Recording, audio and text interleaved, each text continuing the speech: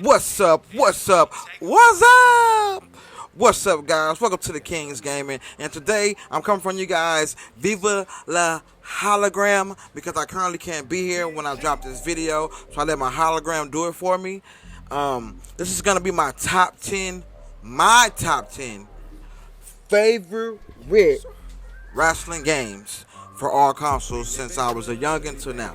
So please enjoy the video, guys. Like, subscribe, and comment, and let me know what you guys think. Now again, this is my list, so if you guys don't like my list, oh motherfucking well, make your own damn list. But here we go, let's hop into the video. The king is out. Yes sir. Woohoo. Yeah. Number 10. WWF World Rumble, which was published by Acclaim.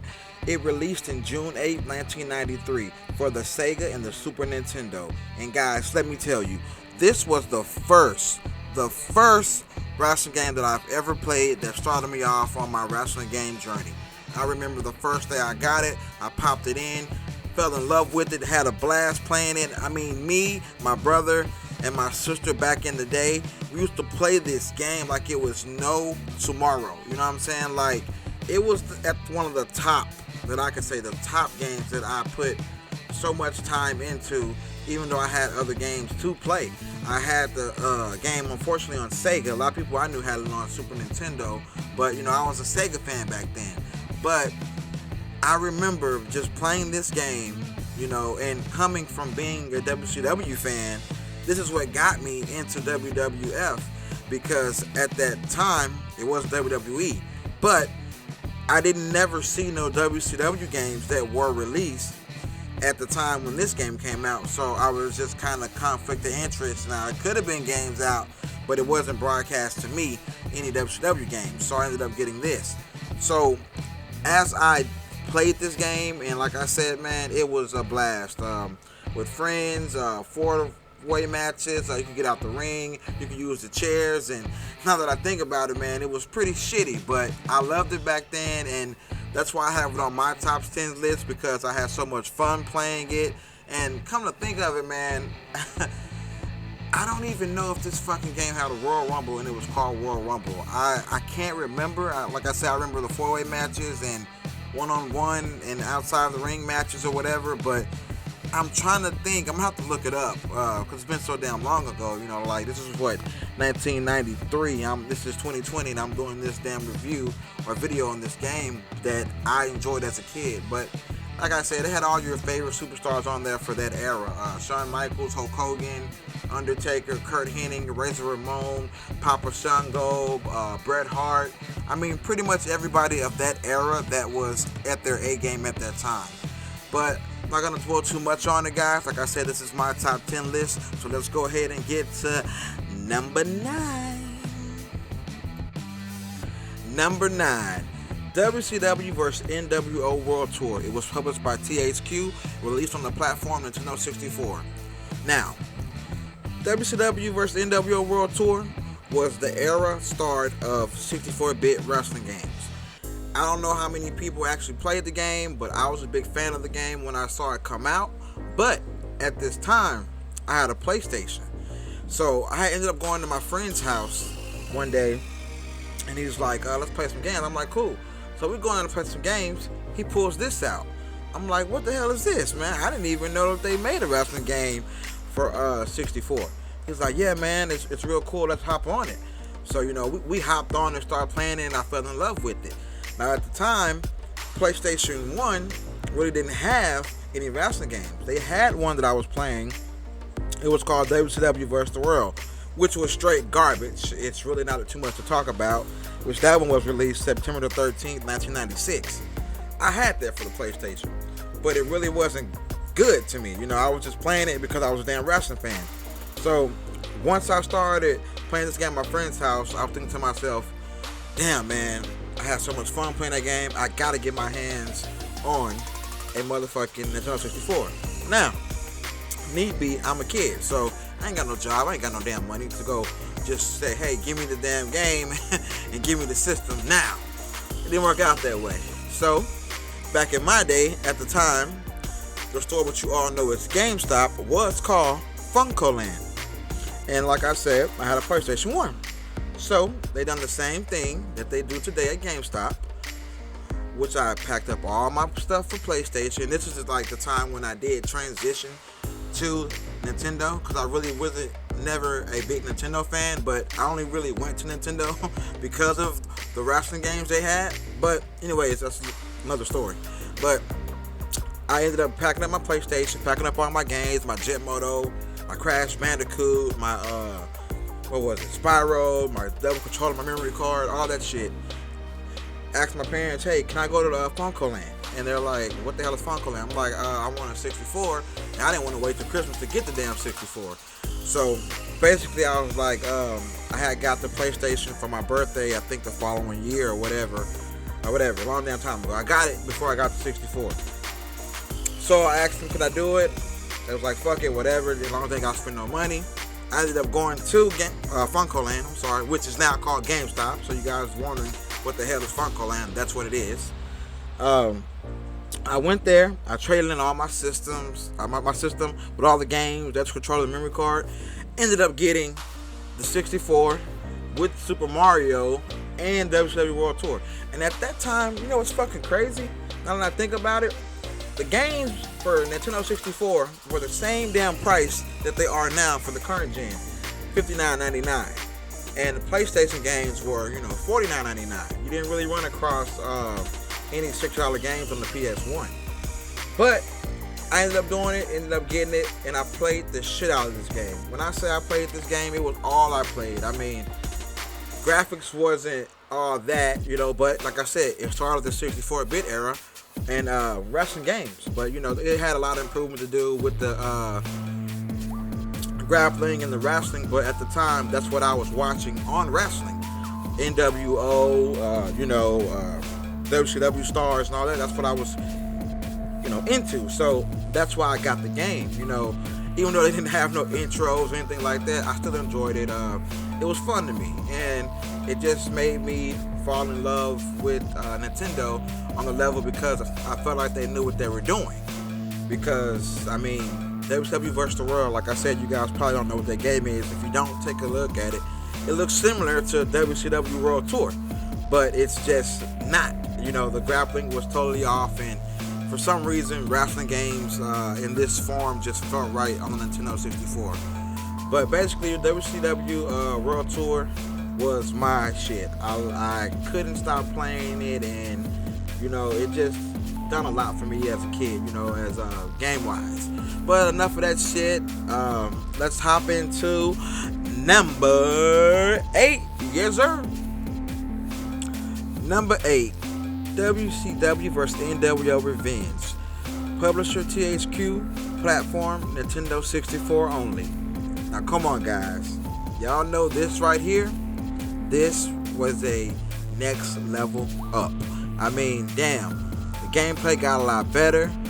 The graphics got a little bit more crispier, even though, it wasn't all that.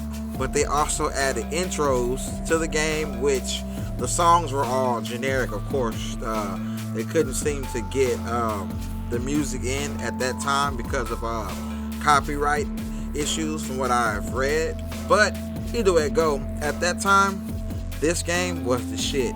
I remember first getting it at the peak of the release, because at that time WCW was kicking the shit out of WWE's ass, man. Like they were at their prime with Goldberg, with the streak Goldberg had, and with Hulk Hogan getting more popular, and everybody was NWO white or NWO red. So at that time, WCW had a good thing going. I remember playing this game. I was making rivalries and doing it the way that I wanted to do it, having the NWO and having wrestlers join the NWO, because you could create wrestlers and put their clothes on them or whatnot. And I just had a ball with this game, man. Like living out my WCW and NWO wars, and making my own faction, my own NWO, the guys that I wanted to see the NWO at that time. And it also brought Goldberg to the game for the first time ever, because I was a big Goldberg fan. So I was kicking a lot of ass, a lot of jackhammers, and a lot of spears, with all my friends and shit. But I remember, I don't know, for those who did have this game and played it, I had this game for, about a year or two, man. And the whole time, I didn't realize that they had a little cheat on the game. Because, you play somebody and you try to kick out or, you lose. But I didn't realize if you wiggled the fucking analog, no matter how many specials the person done to you, no matter how bad you were beat down or busted open, or anything that they done to you, chairs, bats, whatever, you would kick out if you just wiggled the fucking analog stick back and forth, which I found that really fucking funny, at that time when I figured it out, because my friends didn't know, so when they play against me, they'd be like, how the fuck are you kicking out of every goddamn thing? And I never told nobody how I did, but eventually they started figuring it out from the little game magazines and shit like that, and because at that time, internet wasn't that goddamn popular. I mean, it was out, but we had the AOL broadband or whatever, the that bullshit. So, that was pretty much my experience with Revenge. I felt like it took a big step for WCW gaming, and man, it was the shit. And those who had the game knew that this is in, I think, about everybody's top 10, depending on who you are as a person. But definitely, this is in your top 10 somewhere. And if it isn't, it should be, because these games, like Revenge and World Tour, set the foundation for the future of wrestling games. But hey, it is what it is. Like I said, we're gonna keep this list moving real quick. Let's go ahead and move on to number 7. Yes, sir. Number 7, WWF Attitude, published by Acclaim and on Nintendo 64 and the PS1 game systems.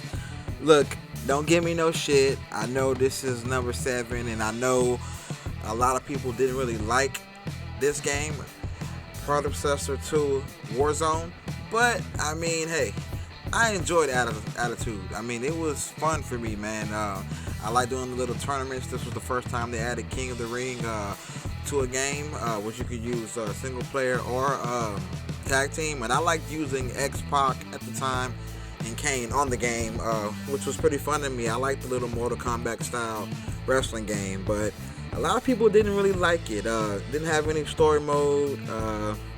Really didn't have too much of nothing. Just basic matches. I mean, I always called it, now that I'm older, the South Park game of wrestling, on how the character models look. How their hands are just stuck in one position, even though you're punching them, looks like they're doing ninja chops and shit. But I put a lot of time into this game. I liked it. I thought it was cool. The specials were, I guess alright, even though some of them looked horrible. Like, man, the People's Elbow was like the horriblest ever. Like, dude, like, I don't know, they could have just gave him the fucking rock bottom and left that shit out. But I enjoyed WWF Attitude. Many people didn't, like I said, but I spent my $60 on it. I'm not 60 bucks, my $50 on it when it first came out. But what's funny is I didn't like Warzone, but I like this. But I guess because I think at the time not too many wrestling games were coming out, so I was just like, fuck it, let me get Attitude. So you can kind of say I forced myself to like this game, but yeah, it really wasn't that good now that I'm a little older. If it came out like nowadays, I wouldn't dare touch that shit. But overall, I liked it at the time. But not too much to talk about Attitude game. That's just number 7 on my list. Let's go ahead and get down to number 6. Yes, sir. Number 6, WWF Wrestlemania 2000. It was published by THQ. It was only released on the Nintendo 64 platform. Now, come on, y'all. Y'all know when this first came out, WWF or WWE, whatever you want to call them, were just getting their foot in the door, and it's kind of really just the fucking knockoff of WCW vs. NWO Revenge. The only thing this game had different was the characters. It looked a little bit more crisp, but they had a fucking cage match on there, so that changed the game right there, even though you were like, man, I got WCW versus NWO Revenge, and you're looking at them, you're like, I don't see the difference, but once you saw that it had a cage match, shit, you were already sold by just that. And plus, you know, the characters on there were all different. And this was when WWE was making a big push, man. They were coming up in the Attitude Area. Shit was getting kind of wild. Stone Cold was getting more popular, doing a bunch of crazy shit. So everybody started tuning in back and forth from WWF to WCW every Monday night with the Monday Night Wars they had going on. But I think this game set a ground for cage matches, different match types, and, you know, basically starting a wave of what the systems could produce and what they could push if done the right way. You know, you can tell when you play the game that they put everything they could into this, because even the moves were a little bit quicker. It wasn't as slow. It was just a little bit, you know, faster speed, in my opinion. But man, I think that when I got this game, I was transitioning myself from watching WCW to WWE. So I loved it. I have it as, you know, like I said, my number 6 of great wrestling games. It's just, I felt it could have been a little bit more match types, but as you'll see later on in my video, I'll talk about that. But this was a stepping stone for them, and it got them over. And matter of fact, this was I think they put the 64-bit of WCW games to rest, because this was one of the last 64-bit wrestling games that were released before they moved on to 3D and, you know, upscaling them for different systems in 2D on some Smackdown games. But that's pretty much it. All I have for WrestleMania 2000. But I think you guys already know that you had this if you had a 64 and you were a wrestling fan, and that it put a little place in your heart to where, you know, you remember, this is when I was almost in love with wrestling games or whatever. Enough of that shit. Let's hop on over to number 5. And I don't know if some of y'all will agree with me, but I think this one's gonna be in everybody's at least top 5, maybe some people's 1, but it won't be in my number 1. So let's go ahead and do it. Number 5. Yes, sir. WWF No Mercy, number 5. This game was published by THQ, and it was released in November the 17th, 2000. This game right here, this pushed the damn bar. It pushed the bar on wrestling games completely. I mean, it basically changed the way wrestling games were made because of all the crazy match types that they put into it. Now, this was at a time when WWF was doing all these crazy matches on TV, and we were always like, damn, man, could we just get a fucking wrestling game with the TLCs and the table matches and all that extra shit? And they delivered in this damn game with the ladder match, the table match, and cage, and the Royal Rumble. This game had it all, from a perfect creative system, and it even had a fucking story mode that was basically plain, but it was still good to play. And it even had the titles in there, and it had intros and the Titantron. So this game pushed the bar completely. It changed a lot about wrestling games and made fans fall in love with the series of wrestling games made by THQ with the WWF brand, and it just blew WCW games out the water. If you were playing a wrestling game around this time, it was WWF No Mercy, hands down. Nothing else could compete with this game for the time frame it came out and to the time frame it ended. But you all know, like I know, this was the shit. You had your managers, you could be Triple H, you could do the story modes with whatever character you chose. I mean, it was fucking awesome. You could even create wrestlers from WCW and put them in the game, because back then you could look up the creating systems for certain characters and make them yourself. I remember I had a shitload of characters from WCW in the game, and I just had them going at it, man, on the Monday Night Wars. And me, quite frankly, I loved it. Couldn't get enough of it. They even had the backstage. I mean, damn, man, just thinking about it just gives me a whole bunch of good memories. And I'm pretty sure that some people would be like, why is this his top 5? It should be at least his top 2 or 3. I don't think it's that fucking high in my rating, but some people may have it higher in their ratings, but I think it's right where it needs to be at, considering the evolution of wrestling games down the timeline as things got better. But for the time frame it was out, like I said, this game was hand down the best fucking wrestling game on the Nintendo 64 system, which paved the way for the rest of the wrestling games that came out from now on, basically, you know what I'm saying, like on how you would want to play. I even think if they took this game right here, remastered it, made it all the way over, maybe kept the same look, just made it real crisp and just re-released it, it would fucking sell with no fucking problem, because it was that damn good. It was perfection, like just that fucking great of a wrestling game, to where you could just play it for hours. You know, they added even what you would call now paybacks, or still a finisher, or how they have it now on the new wrestling games. They had all that in this. Just a package deal, basically, guys. You know what I'm saying? And you all know, who are wrestling fans, that this game changed your outlook on a whole bunch of shit when it came to what type of wrestling game you wanted to play, and how long you played it, and what the hell you wanted to create. You could basically do whatever the hell you wanted to do in WWF No Mercy. But let's go ahead and move on from this. Let's go ahead and hit number 4. Yes, sir. Number 4, WWF Smackdown Just Bring It. It was published by Yokes, released on November the 16th, 2001 for the PS2 platform. Now, WWF Just Bring It was pretty damn good. I liked it, had a lot of fun. I think it was an evolution of next gen for that time, to kind of show you that this is where we're taking wrestling games. We're going to leave the 64-bit No Mercy style game shit alone, and we're going to try to push it to look a little bit more realistic. I think that it was overall a good game. I think that they added a lot more that the last gen couldn't handle. Like, this game introduced the first 6-man on one screen at one time, basically, and you could do 6-man tags. You could do, I think, an 8-man Royal Rumble. So they added basically, I guess, 8 guys on the screen. But overall, it was a pretty damn good game. It started off the evolution to let you know that this is where they're going to take it, and this is what we should expect for the future.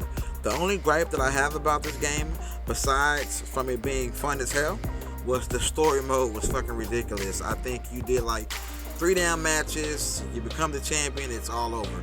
Basically, this game could have done without the story mode that they had in it. It could have just been extra shit added in for you to just play single player with your friends and have fun with it, because it did have all the extra match types in it. Nothing was really left out.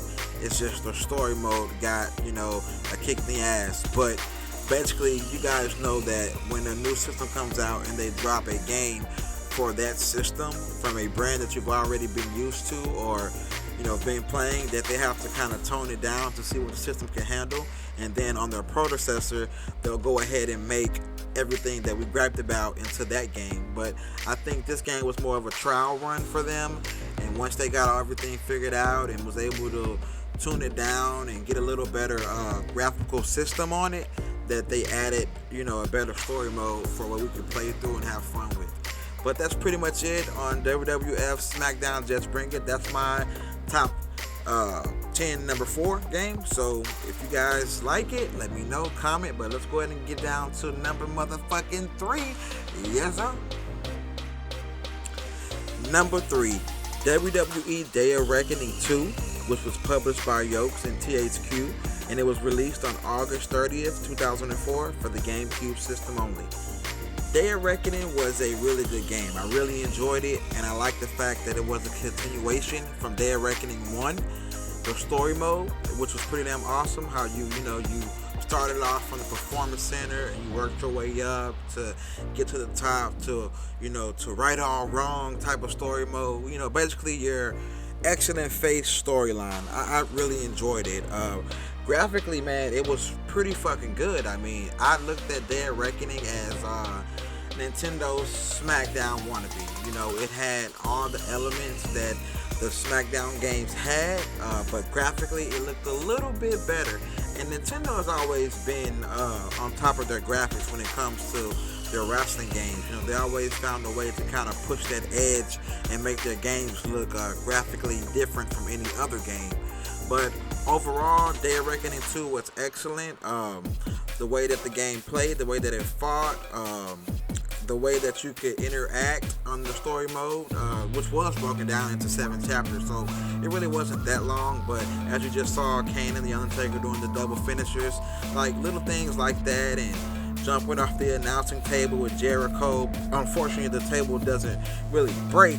Sometimes I think it did, but not all the time. But you see how they had all the different perks on there for like the submissions, the taunts, and all that. So, you know, man, like these games were setting up like what we played today. It was just different form of playability. You know, even on here where you could break up the specials and things like that, even though it looked really corny, and that spear, I mean, shit, you really couldn't connect on that game with that. I mean, it still had its kinks in the game, but like even with the weight system, you know, trying to pick up the Big Show, all the little details that they added in this game, you know, which I think is great. And I honestly think it's a shame, you know, with the Switch being out, you know, with the Wii and the Wii U all being out, that they didn't continue this series for the Nintendo brand, because I think it would have been fucking excellent. You know what I'm saying? Like, just go ahead and make Day of Reckoning 3 and Day of Reckoning 4, because as you saw, the WWE 2K product did not work at all for the Switch. It was broken completely, and so they didn't even make any more at all. But, you know, we'll see what happens in the future. I mean, if Nintendo ever sees this video or whatever the fuck or whatever, they could just be like, maybe we should make a Day of Reckoning 3, bring back that old nostalgia.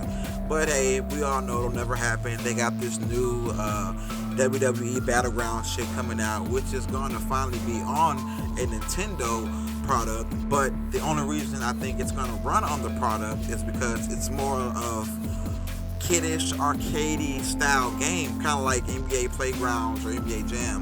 And of course, the Switch can handle that. But if they wanted to bring back some greatness to Nintendo Switch, make their own series of wrestling games, find a good publisher that WWE will agree with, and go ahead and fucking make Day of Reckoning 3. But enough on that. Let's go ahead. We're getting close to the end, guys. Let's go ahead and hit y'all with the number 2 on my top 10 list. Yes, sir. Number 2, WWE 2K19. Released on October the 5th, 2018. It was developed by Yokes and Visual Concepts of 2K Sports. And guys, this would be the last impression of a good wrestling game that we will have for at least the next, year? Because 2K19 was a really good game. I like the fact that, you know, the graphics were fucking nice, the gameplay was on point. They kind of fixed some of the kinks from 18 and 17, and man, I loved it, man. Like, I play this game to this day, even though I have 2K20. You all know what kind of disaster that is, and you know, I just fucking hate the fact that they couldn't deliver on WWE 2K20. So I'm just find myself playing 2K19 more often, you know, even with the new one being out. I just think that this game was mainly good because it had Yokes, and 2K just didn't know what the fuck they were doing by themselves.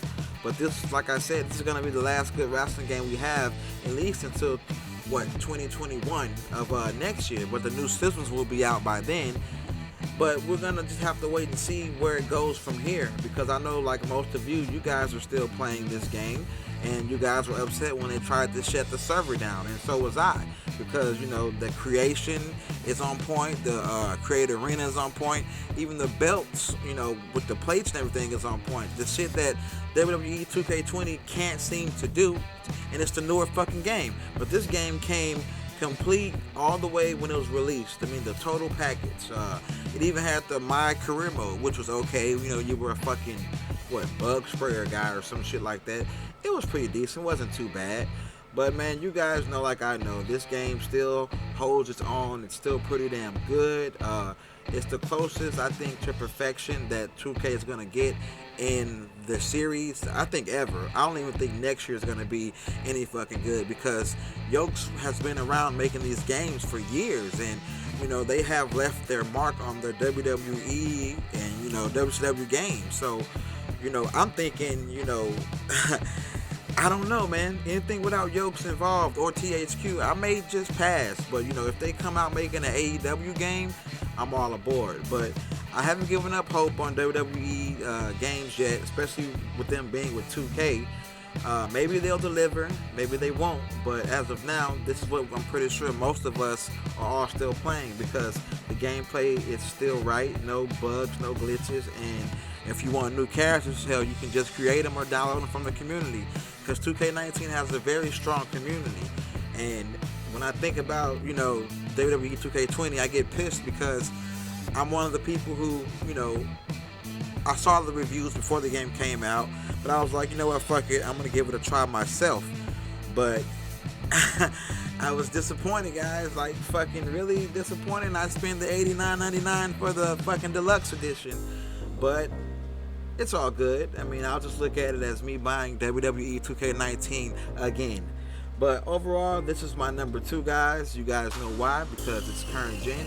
It's what we have left to play. And plus, I liked, I think, one more 2K game. WWE 2K14 was pretty decent, and I liked WWE 2K12. But I think WWE 2K13, that was the first wrestling game to let you do the Royal Rumble online, but that shit was very glitchy and buggy. You could never really get a fucking Royal Rumble match going. And when you did get a Royal Rumble match online, the shit just lagged completely over and over and over. But hopefully for the future, they look into putting the Royal Rumble in games that we can play on, because I think it can handle it on the PS5 or the Xbox Series X. You never fucking know. So, like I said, guys, I don't think it'll be worth our while in 21, but let's just give them a chance and let's see. They might shock us all and just kick us all in the nuts and be like, here, I know last year sucked, but take this. But until then, I'll be rocking on WWE 2K19. Now, guys, we're getting down to the last, the final, the best WWE game of all time, in my opinion. Again, this is my top 10, not yours. If you don't like it, fuck you. No, I'm just kidding. If you don't like it, let me know your top 10 in the comment section. But here goes my number 1 game of wrestling of all time, which I picked, which most of you have picked, and which most of you have still, maybe, I don't know if you still got the system, it's still playing to this damn day. So let's go ahead and hop on to it. Yes, sir. Number 1, WWE Here Comes the Pain. Now, we all know this was the shit. I mean, the hot dog shit. This game right here was the bomb.com. I mean, it was so much fucking fun with going backstage. It was really fucking arcadey. You know, all the moves were over the top. They had the slow motion finishers. When you hit them with it, you could do a little Matrix style, like 360 fucking stunner. You know what I'm saying? Like, that shit right there was off the chain about Here Comes the Pain. Plus, the fighting, man, the mechanics, the way it moved, and, you know, no stupid ass commentary. You know, the one where you be Stone Cold or something, and you be like, boom, it's the Stone Cold Stunner, the Stone Cold Stunner. You know, they just keep fucking repeating themselves. You know, I just fucking hate commentary to this fucking day on any WWE game, because it's like a fucking repeat. But overall, this is the number 1 best wrestling game of all time. It's not too many flaws for Here Comes the Pain. I mean, it's at the top of, I think, almost everybody's fucking list of wrestling games. You know, plenty of characters, story mode, what else? Good creations, every single match type you could think of, Hell in a Cell, TLC, Royal Rumbles, all kind of shit on this damn game, man. It was just like, whew, every time I think about this game, I'll be like, why the fuck couldn't they just continue on making games like this? You know, I saw one recently. I don't know if anybody ever seen it. It was Here Come the Pain, like, remastered. So somebody took the game, modded the fuck out of it, and it looks fucking great. So word of advice to motherfucking 2K, y'all need to contact Yokes and be like, hey, I know we got maybe a bad relationship, but let's do one more project together. Let's go ahead and make Here Comes the Pain motherfucking remastered. Fuck WWE 2K21. Just remake this game, get an update roster, and then we're gonna be rocking and rolling. But that's the end of my list, guys. Finally, we got to the number 1, and I hope you guys liked it. Hope you guys enjoyed the views of all the games that I feel are good in my opinion. So if you guys like it, subscribe, comment, let me know how you guys feel about it. Let me know if I'm wrong, if my list is fucked up, if you hate my fucking list, or let me know if it's on point and you think it's about damn right. You know, maybe you feel the same way that I feel. If not, feel free to let me know in the comment section. Again, thank you guys for watching, being patient, watching the video all the way to the end, and I am about to be out. But first of all, let me give a shout out to one gamer who I play with on the PS4. We call him Juice. He's been running for the longest in WWE 2K19. So Juice Facts, if you're watching, go ahead and hop on the sticks, man, to come get this L. You've been running for a long time. You talk all this shit online, but you never hop on. Matter of fact, the guy, he's the only guy I know who creates a player and changes his name to Juicy Thighs. But it's all good. Just a little inside joke right there. Anyways, guys, thanks for watching. Like and subscribe. I am out. Here comes the motherfucking pain, baby. Yeah.